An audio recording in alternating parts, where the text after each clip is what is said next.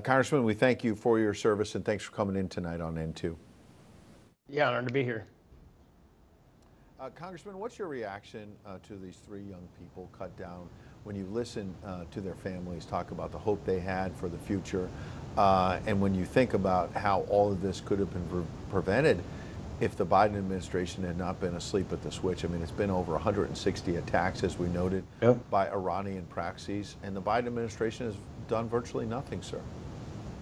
Yeah, it's a tragic disappointment of loss of life of our service members who gave everything to serve our country. And unfortunately, we have a leader in the White House who cares nothing about their sacrifice and has done nothing to put defenses in place and go on the offense against Iranian-backed Shia militia groups, terrorist organizations backed by the Iranian regime.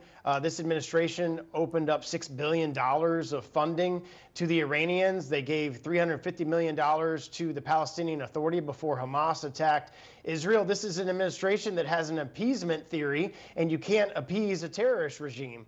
You can't appease the Iranians who chant death to America.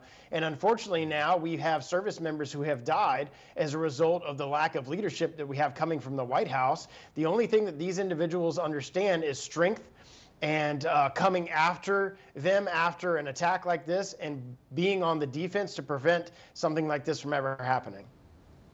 So, Congressman, what would you suggest the U.S. do next? Because the president, as I noted at the top, told reporters today he's decided on some kind of response to Iran. There have been some of your Republican colleagues like Lindsey Graham over in the Senate who have been aggressive and saying, basically hit Iran.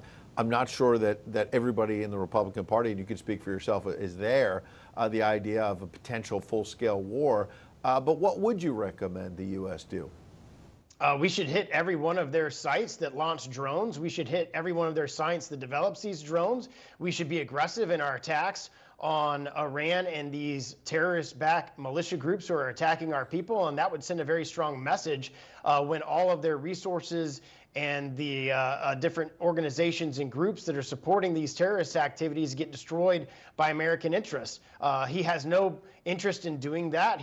They've spent days just thinking about what type of response that they want to have because they're more concerned about their progressive left and the people in the progressive left that are upset about them not shutting down Israel's response and defense of their nation against Hamas and a terrorist regime. So they're more concerned about their political future than they are about the safety and security of the American people. Just look at the southern border to give you that example. And our enemies see that. Our enemies see Afghanistan.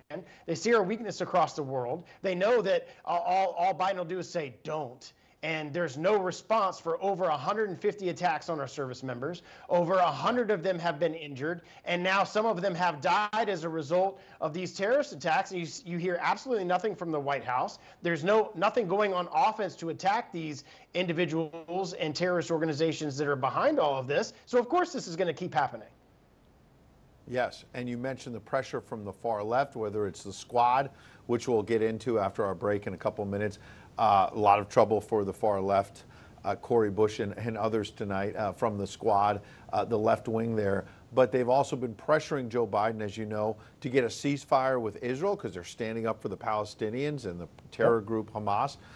You think about MSNBC, Joy Reid, the last time I watched one of her clips, she was calling the former president Donald Trump Hitler, basically comparing him to Hitler over and over. Well, she got caught on a hot mic last night.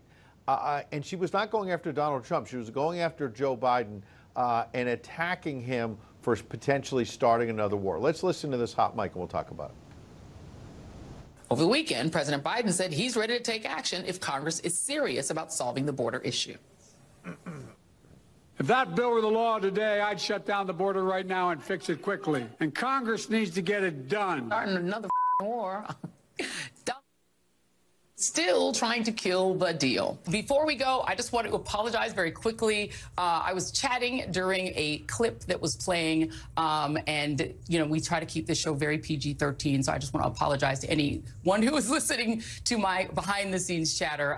Deeply, deeply apologize for that. Yeah, so she was. It was a clip about immigration and the potential deal on the Hill, and she got caught, as you heard, saying, "Yeah, go start another bleeping war." How much is this pressure from the left to pull back from stopping terrorists and actually taking strong, decisive action. How much is that political pressure in this election year weighing on Joe Biden in your estimation?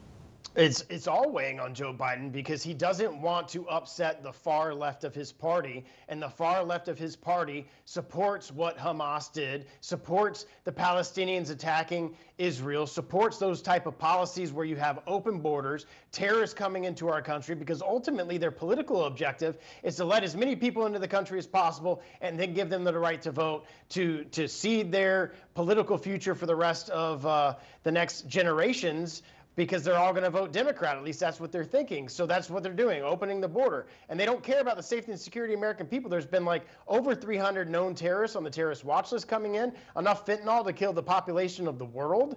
And that's just what has been interceded at the border. This is an administration that cares more about political points and political objectives than the safety and security of the American people. And you see that in their foreign policy, and you see that on their border policy.